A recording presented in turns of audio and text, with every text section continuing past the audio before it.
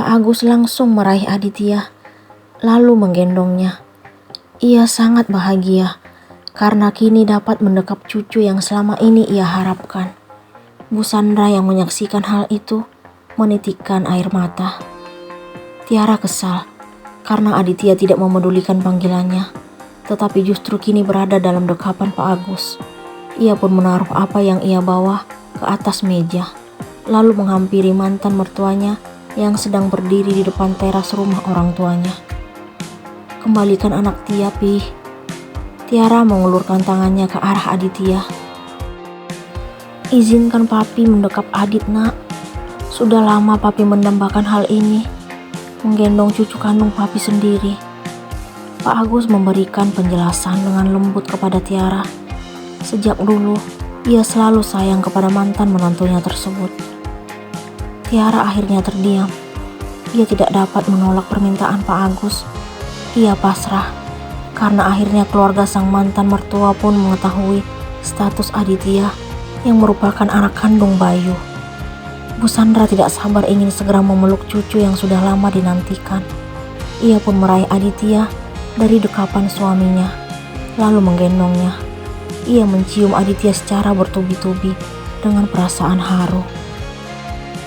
Cucu nenek yang ganteng udah besar. Bu Sandra tersenyum kepada Aditya. Namun, anak itu justru bingung. Pak Agus pun melangkah dan diikuti Bu Sandra. Mereka menghampiri Pak Arif, yang sejak tadi duduk sambil memperhatikan tingkah mantan besannya. Ia tidak mampu berbuat kasar, karena mengingat Pak Agus yang tidak pernah berbuat jahat kepada Tiara saat masih menjadi menantunya. Silakan duduk, Pak, Bu. Pak Arif mempersilahkan tamunya duduk pagi ini. Pak Agus dan Bu Sandra duduk bersebelahan, sedangkan Pak Arif di depan mereka.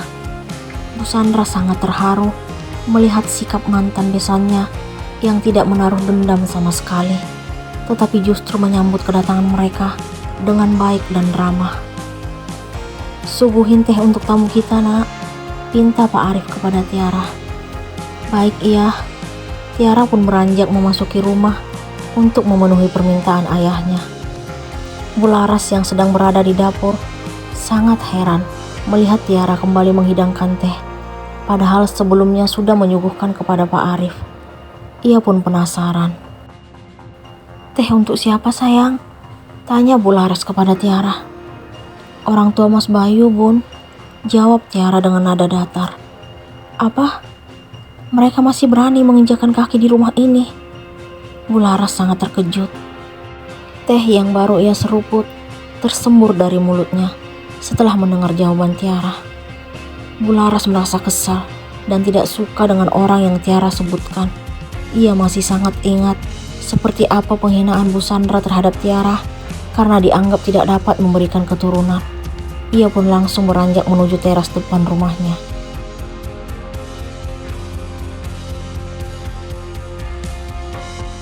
Hari ini, Bayu berkunjung ke rumah orang tuanya. Ia ingin menjelaskan sesuatu hal yang sangat penting.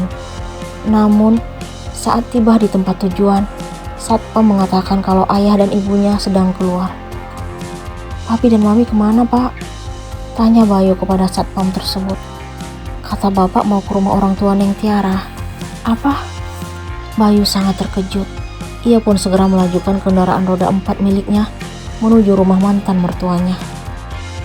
Bayu takut terjadi sesuatu yang tidak diinginkan di rumah orang tua Tiara. Ia sangat tahu seperti apa sifat ibunya yang kadang egois. Ia berharap agar segera tiba di tempat tujuan sebelum orang tuanya bertindak hal yang aneh-aneh. Tujuan Bayu ke sana juga ingin bertemu Tiara dan buah hati tercinta. Tadi malam, ia susah memejamkan mata karena pikirannya tertuju kepada ibu dari anaknya. Kecantikan Tiara yang sekarang ia sadari telah menggetarkan jiwanya. Tiba-tiba, nada panggilan masuk terdengar dari ponsel Bayu yang ada di saku kemejanya. Ia pun menghentikan mobil untuk menerima telepon tersebut. Ia meraih benda itu dan terdapat nama Lisa di layar. Iya, sayang. Bayu tetap bersikap layaknya seorang kekasih kepada Lisa. Kamu di mana, Mas? Kenapa kamu gak ngajak aku liburan? Aku bosan di rumah. Seperti biasa, Lisa mengeluarkan rengekannya. Maaf sayang, aku gak bisa hari ini. Aku ada pertemuan mendadak dengan klien. Minggu depan aja ya. Bayu berusaha mengelak karena niatnya hari ini ingin melihat wajah Tiara. Ya udah, terserah kamu aja. Tapi aku kangen banget, Mas. Nanti malam kita ketemu ya. Lisa tetap berusaha ingin bertemu dengan Bayu. Oke sayang. Mereka pun mengakhiri pembicaraan, lalu mematikan telepon. Bayu kembali melajukan mobilnya menuju rumah orang tua Tiara. Ia berusaha menghindari Lisa karena tidak ingin bertemu dengannya. Lisa tidak tahu kalau sebenarnya Bayu memiliki rencana terhadap dirinya. Sementara itu, Bularas sangat terkejut melihat Aditya yang kini berada di pangkuan Bu Sandra. Ia pun meraih anak itu dari mantan besannya dengan perasaan kesal. Ia masih tidak percaya dengan apa yang disaksikan hari ini. Sini cucu saya. Aditya pun kini berada dalam dekapan Bularas.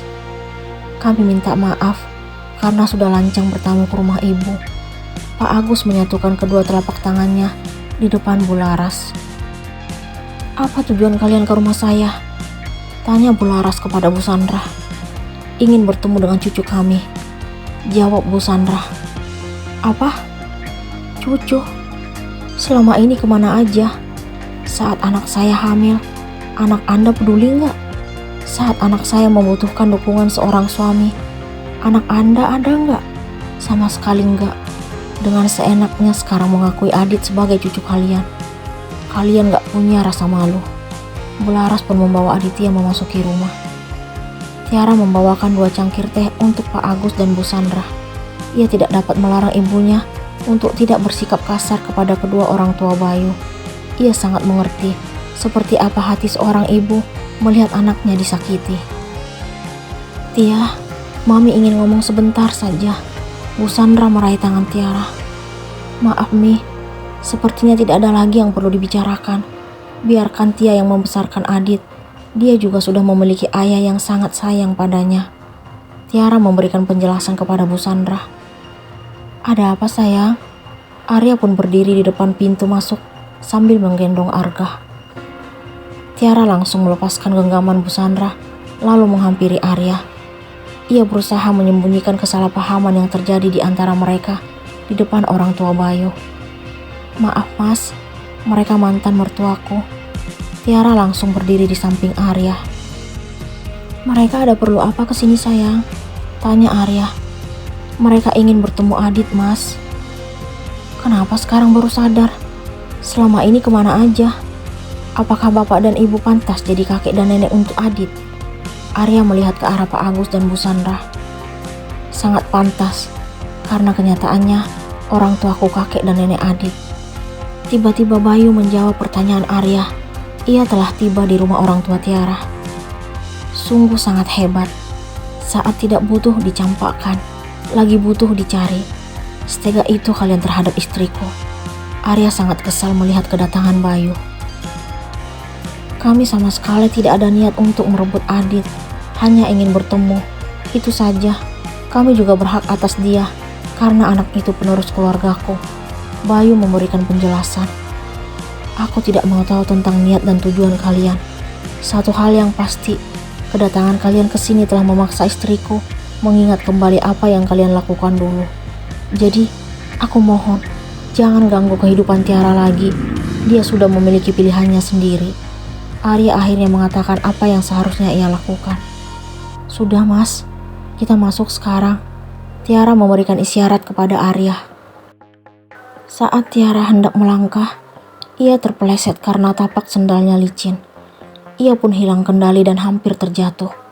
Namun, Bayu dengan sigap langsung meraih tubuh wanita itu hingga kini berada dalam dekapannya. Arya sangat marah melihat istrinya sangat dekat dengan Bayu. Ia pun memberikan Arga kepada Pak Arif. Ia tidak kuasa melihat tatapan Bayu terhadap Tiara. Dadanya sangat sesak dan hatinya juga panas seperti terkena kobaran api yang besar. Lepasin istri saya. Arya meraih Tiara dan langsung mendekapnya. Maaf bro, saya hanya berusaha menolongnya. Bayu meminta maaf kepada Arya. Arya segera membawa Tiara memasuki rumah. Ia masih tidak terima dengan apa yang terjadi di depan matanya. Bayu dengan berani memandang Tiara. Sementara itu, Bayu sangat bahagia karena memiliki kesempatan kembali mendekap wanita yang dulu mendampingi hidupnya. Ia tersenyum mengingat Tiara berada dalam dekapannya. Ia merasa menjadi laki-laki paling beruntung hari ini.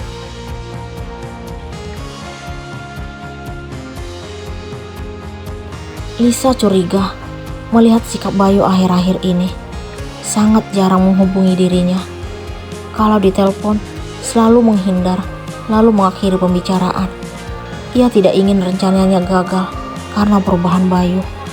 Ia pun meluncur dengan kendaraan roda 4 miliknya untuk menyelidiki Bayu. Saat ia menelusuri jalan, ia melihat Dani dan istrinya sedang berjalan. Hatinya sangat kesal karena wanita yang mendampingi Dani kini sedang berbadan dua. Ia menyadari kalau cinta tulusnya hanya untuk Dani seorang. Ia terpaksa meninggalkan laki-laki itu karena ingin hidup mewah dan bergelimbangan harta bersama Bayu. Sebab saat bersama dirinya, Dani belum sukses seperti sekarang. Aku kangen kamu sayang. Aku merindukan saat-saat indah bersamamu. Kamu laki-laki pertama yang menyentuh hatiku. Mata Lisa berkaca-kaca hingga menumpahkan bening kristal. Ia tidak kuasa menyaksikan kemesraan Dani dan istrinya. Apakah Lisa berhasil menyelidiki perubahan sikap Bayu?